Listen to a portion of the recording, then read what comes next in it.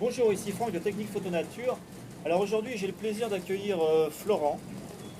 Florent qui est un jeune photographe qui vient d'ailleurs de s'équiper d'un matériel photographique, donc un réflexe. Tu as, je crois, Un 750D, un 750D, voilà, avec des objectifs aussi. un 105 mm macro de chez Sigma et un 50 mm 1.8 de chez Canon. D'accord, ce qui est déjà pas mal pour débuter. Donc Florent m'a accompagné récemment lors d'un voyage au Sri Lanka. Alors, quelles sont tes impressions justement sur ce voyage? Je t'ai pas trop dégoûté de voilà, des voyages photographiques. Non, donc tout d'abord le Sri Lanka c'est un pays magnifique. Alors oui, la macrophotographie en conditions c'est pas forcément facile. On se retrouve souvent dans la jungle, dans des conditions qui sont dures, c'est-à-dire la pluie, la boue, les sangsues. Les sangsues, voilà. Les sangsues, surtout les sangsues. Il est toujours vivant, c'est la bonne Ça va. nouvelle. Voilà. J'ai tous mes doigts. Pour l'instant, il est toujours. Je ne l'ai pas trop cassé, on va dire. Voilà. Et je continue la photo. Voilà, il n'a pas été non plus dégoûté de la photographie, donc c'est aussi une bonne nouvelle. Donc en fait, toi, tu es intéressé par la photographie animalière, de nature, mais aussi du portrait, je crois. Oui, exactement. Voilà, un petit peu le noir et blanc aussi. Beaucoup de noir et blanc en portrait, en animalier pas du tout. D'accord, Voilà. très bien. Alors, justement, comme tu débutes la photographie, est-ce que tu aurais par exemple un conseil à donner à ceux qui veulent devenir photographe, ou en tout cas faire de la photo et progresser dans ce domaine? Le conseil que je peux leur donner, c'est de shooter, de surtout regarder des vidéos. Mais s'ils sont là, c'est qu'ils sont en train de le faire normalement, donc c'est bien, continuez, regardez plein de vidéos, ça va vous aider. Ouais, Et il faut toujours se renseigner. c'est ça, renseignez-vous sur les techniques d'un peu tout le monde, vous ferez votre choix après sur qu'est-ce qui vous correspond le mieux. Essayez un peu tout, vous attendez pas à faire des photos magnifiques de suite, vous allez cramer de la carte SD. Mais on peut progresser très rapidement. Je vois par exemple ton cas. Je vois les photos à tes débuts et les photos justement après ce voyage. Voilà, tu as quand même fait de gros progrès à ce niveau-là. Donc, Merci. Voilà.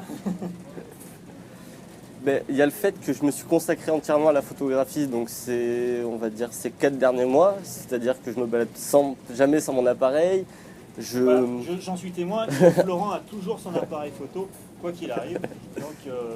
Donc je shoot, on est parti ensemble, ce qui m'a permis beaucoup de progresser, de voir ta façon de travailler et de m'en inspirer, de voir les réglages du boîtier et tout ça, parce que c'est des choses qu'on croit connaître, mais on ne connaît vraiment jamais son boîtier. Et justement, alors qu'est-ce qui t'a paru peut-être le plus difficile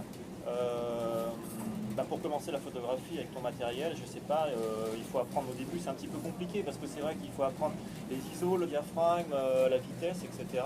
Et donc je sais pas, est-ce qu'il y a un élément qui t'a particulièrement marqué ou sur lequel tu bloquais à un moment donné? Je crois que sur ce que j'ai le plus bloqué, ça reste donc les vitesses et le diaphragme. C'est vrai qu'il faut trouver l'équilibre pour pas avoir de flou, pour le diaphragme d'ouverture qu'on veut, la lumière. Et c'est vrai que je suis resté bloqué un moment là-dessus.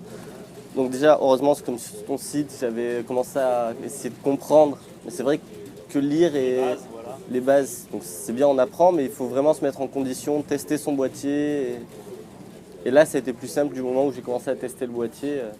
Voilà, donc le plus simple pour toi, en fait, c'est de prendre le matériel, de le tester sur place, avec les conseils on peut glaner à droite, exactement. À gauche.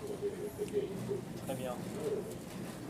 Alors, donc pour tout vous dire, on fait cette vidéo un petit peu particulière sur le ferry au départ d'Ajaccio, en Corse.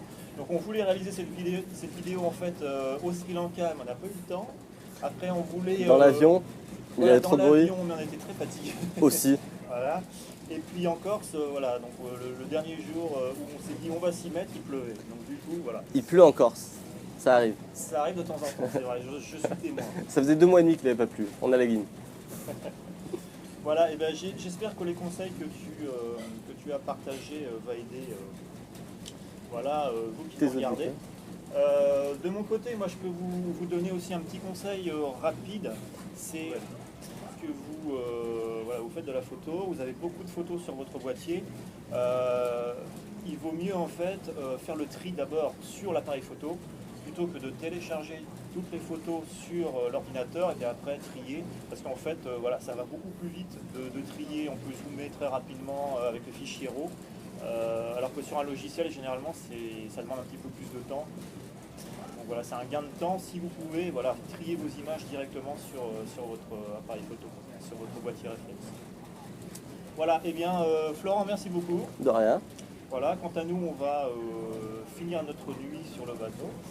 Et puis on se dit à très bientôt pour de nouveaux conseils en images.